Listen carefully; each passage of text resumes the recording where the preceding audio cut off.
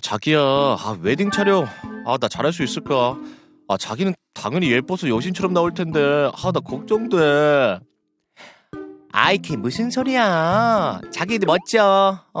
오늘 우리 잘 찍어보자. 알겠지? 웃어, 웃어. 자, 여기 보세요. 자, 이 사진 찍어요. 신랑 너무 이 표정이 굳었어요. 좀 웃으시고, 자, 찍습니다. 하나, 둘, 셋. 아이, 좋아요. 아이, 신부가 활짝 웃고 좋네요.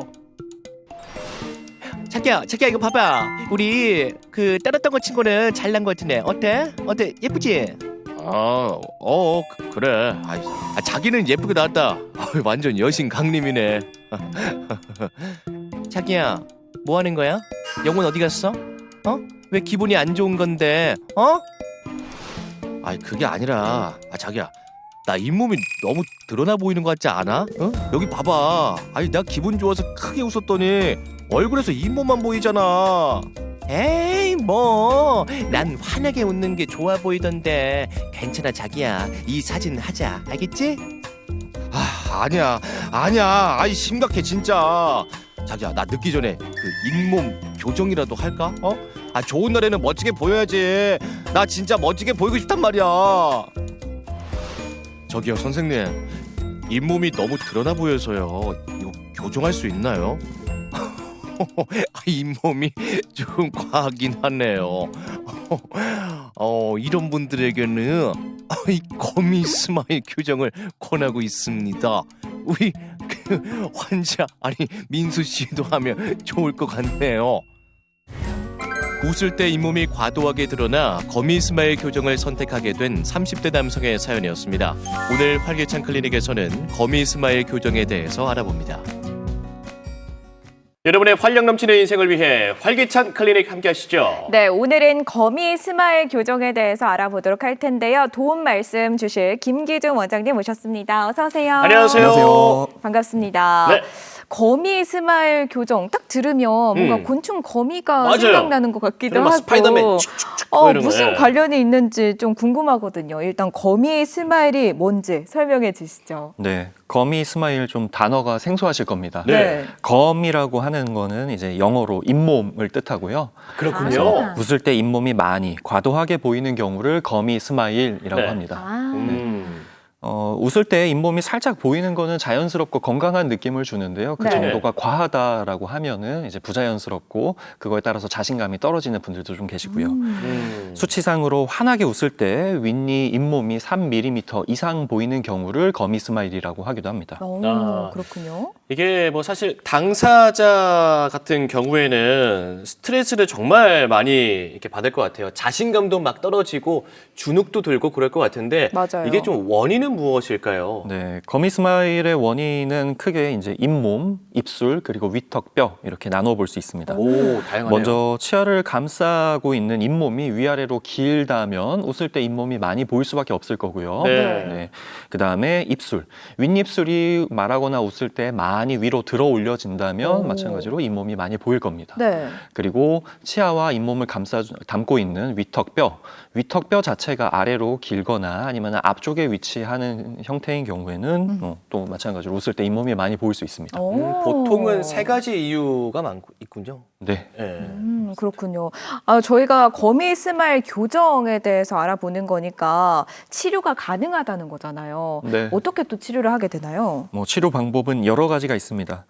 이제 교정 치료를 통해서 치아의 위치를 조절할 수도 있고요. 네. 길게 자라난 잇몸을 다듬는 잇몸 성형을 할 수도 있습니다. 잇몸을 다듬어요? 네. 그리고 네. 입술이 과도하게 움직이는 경우도 있다 말씀드렸는데 네. 보톡스라고 하는 약물을 통해서 입술 움직임을 조절할 수도 있고요. 네. 그다음에 입술의 움직임을 줄여주는 입술 안쪽 수술, 입술 재배치술을 할 수도 있습니다. 네. 그리고 정도가 심한 경우에 위턱 자체의 위치를 바꾸는 수술까지도 고려해 볼 수 있습니다.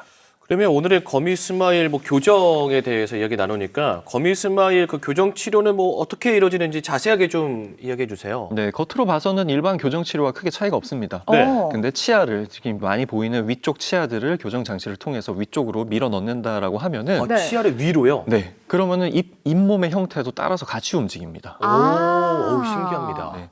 그렇게 해서 어금니와 앞니 전체를 위쪽으로 움직여서 잇몸의 네. 형태까지도 같이 바꿔주는 겁니다. 네. 사진에서 보시는 것처럼 교정 장치들을 통해서 치료가 진행이 되는 거고요. 네. 돌출입이 있는 경우에도 잇몸이 웃을 때 많이 보이기도 하는데 네. 그때도 교정 치료를 통해서 돌출입을 개선시키게 된다라고 하면은 자연스럽게 잇몸의 형태도 웃을 때 자연스러워집니다. 네. 그렇다면은 이 거미 스마일 교정과 일반 교정이 그 장치의 차이는 없는 거죠? 네, 사용되는 장치의 종류 자체는 거의 차이가 없습니다. 그렇군요. 이 거미 스마일의 원인 중에 잇몸도 한 원인이 된다고 말씀을 해주셨는데요. 잇몸이 원인이 될 때는 치료 방법이 좀 다른가요? 네. 앞니 쪽 잇몸이 길어서 위아래로 과성장돼 있는 경우에는 잇몸 성형, 잇몸 성형술을 고려할 수가 있는데요. 네.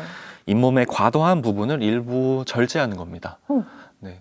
지금 사진상에서 조금 작게 보이긴 하는데 네. 가운데 사진처럼 이제 빨간색 점선 부위에 잇몸을 조금 이렇게 절제를 한다라고 하면은 아래쪽처럼 잇몸이 좀 일부 거치게 되고 네. 치아가 좀 길어 보이게 됩니다. 그러네요. 네, 짧아 보이는 치아의 비율 자체도 좋아지고요. 네. 웃을 때 보여지는 잇몸의 양이 줄어들기 때문에 미소 자체가 훨씬 자연스러워집니다.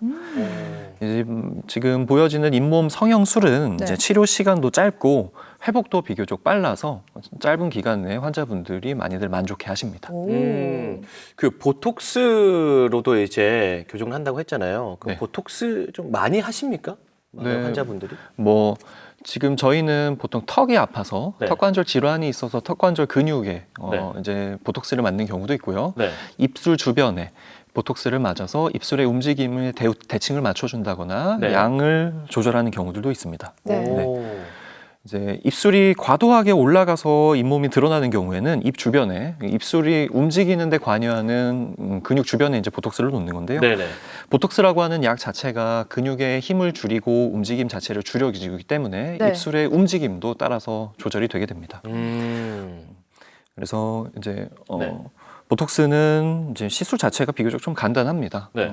그리고 효과도 빠르게 나타나서 일정 기간 동안 환자분들의 미소가 자연스럽게 유지가 되는데요. 네. 또 약물의 농도가 시간이 지나면 조금씩 이제 적어지기 때문에 네. 시간이 지남에 따라서 재시술이 필요한 경우들도 있습니다. 그 만약에 보톡스를 맞았을 경우에는 이제 어느 정도 이게 제한이 생기는 거잖아요. 네, 입술 맞습니다. 움직임에. 네네. 그러면 말할 때나 뭐 일상생활에서는 좀 불편함이 있진 않을까요? 움직임을 줄이는 정도지 네. 이게 뭐 아예 움직이지 못하게 하는 건 아니기 때문에 네. 실제로 말씀하시거나 입술의 움직임이 많이 둔해지거나 그 정도까지는 아닙니다. 아, 그렇군요. 네, 너무 걱정 안 하셔도 괜찮습니다. 네. 저 같은 경우에는 네. 예전에 유치원생 때 웃을 때 잇몸이 참 많이 보여서 그게 그래요? 걱정이었거든요. 그런데 시간이 지남에 따라서 잇몸이 안 보이더라고요. 네. 이렇게 자연스럽게 성장하면서 거미 스마일이 치유되기도 하나요? 뭐 실제로- 자연적으로. 자연적으로. 네, 자, 뭐 어릴 때 이제 치료를 했다, 뭐 교정 치료를 했다라고 하면은 보통 이제 뭐 치아 배열만 바꾸는 것뿐만이 아니라 네. 말하거나 웃을 때 자연스러운 미소까지도 고려를 하기 때문에 오. 기본적으로 교정을 했다라고 하면은 네, 잇몸의 노출도 자체도 예전과는 달라졌을 거고요. 아. 그리고 이제 뭐 20대, 30대, 40대, 50대 이렇게 시간이 지남에 따라 실제로 입술의 형태도 많이 달라지게 됩니다. 입술의 활성도도 달라지고 입술의 두께도 달라지고요. 그래서 어릴 때는 웃을 때 잇몸이 많이 보였다 하더라도 실제로 시간이 지나고 나면은 예전에 비하면은 잇몸 노출도가 줄어들고 오히려 위쪽이 아닌 아래쪽 치아들이 많이 보이기도 합니다. 그럼 역으로 이제 성장이 가면서 잇몸이 더 많이 드러나는 경우도 있겠네요. 그런 경우도 드물게 있긴 합니다만 아. 정말 드문 경우고요. 보통은 위쪽 잇몸은 시간이 지남에 따라 좀 덜 보이게 됩니다. 아, 네. 제가 또 교정을 했기 때문에 그런 네. 영향이 없지 않아 있었던 것 같습니다. 그렇군요. 저희가 또 입술 수술에 대해서도 살펴봤는데 자세하게 좀 알고 싶어요. 입술에 칼을 대는 건지 좀 궁금하거든요. 네, 저희가 뭐 입술 수술 이렇게 말씀드리긴 합니다만 실제로 겉에서 보여지는 입술에 대해서 직접적인 수술을 하는 건 아니고요. 아. 입술 안쪽에 있는 점막 부위에 대한 수술이라고 보시면 되겠습니다. 아. 네, 입술 안쪽 점막 일부를 제거하고 봉합하는 건데요. 지금 표시된 부분 말씀하시는 거죠? 네, 노란색. 사진에서 보이는 윗입술 안쪽에 있는 노란색 점선으로 표현된 부분의 점막 일부를 제거를 합니다. 제거를 한다는 게 오. 아예 그냥 없앤다? 없앤다는 말씀이십니까? 네, 골면에 남아있는 조직 일부만 남겨놓고요. 겉에 우와. 있는 저희가 손으로 만져지는 점막 일부를 이렇게 절제를 하는 건데요. 와. 네. 잘라내서 없애버리는 거죠. 쉽게 얘기하면. 네. 그 부분을 이렇게 당겨가지고 꼼꼼하게 봉합을 하는 겁니다. 꼬매는 거죠. 네. 네. 그렇게 된다라고 하면은 우와. 입술의 위치 자체가 조금 달라지는데요. 네. 실제로 이 환자분은 치료 전후 이렇게 사진 보여지고 있는데 다른 치료는 하지 않고 입술 안쪽 점막에 대해서 수술을 하신 거고요. 네, 입술 재배 지술이죠. 그렇게 해서 웃을 때 이제 잇몸 노출도가 드라마틱하게 변한 모습을 좀 보여주고 있습니다. 네. 그렇군요. 그리고 원인 가운데 하나가 이제 위턱의 뭐 발달 이야기도 해주셨잖아요. 그러면 위턱 같은 경우에는 뭐 수술로 그렇게 어떻게 교정을 하는 겁니까? 네, 맞습니다. 앞서 보여드렸던 이제 치료들은 비교적 이제 노출도가 좀 적거나 네. 아니면은 좀 적절한 상황에 맞춰가지고 치료를 할 수가 있는 건데 네. 원인 자체가 위턱, 이제 상악골의 크기 자체가 이렇게 크게 문제가 된다라고 하면은 교정을 동반한 위턱 수술. 네. 아예 위턱의 크기를 줄여주고 위턱을 위로 올리면서 약간 뒤쪽으로 이동시켜주는 겁니다. 뼈를 깎아내는 겁니까? 맞습니다. 좀 더 큰 수술이 되겠네요. 오늘 또 거미 스마일 교정에 대해서 알아봤는데 마지막으로 또 강조하고 싶은 말씀 있다면 남겨주시죠. 네. 웃을 때 잇몸이 많이 보여서 이제 신경을 쓰는 분들이 계실 건데요. 각자의 상황에 맞는 적절한 치료를 선택해서 받으신다라고 하면은 자연스럽고 환한 미소를 얻으실 수 있을 겁니다. 네, 알겠습니다. 자, 활기찬 클리닉 오늘은요, 거미 스마일 교정에 대해서 이야기 나눠봤습니다. 도움 말씀 주신 김기중 원장님 고맙습니다. 고맙습니다. 고맙습니다.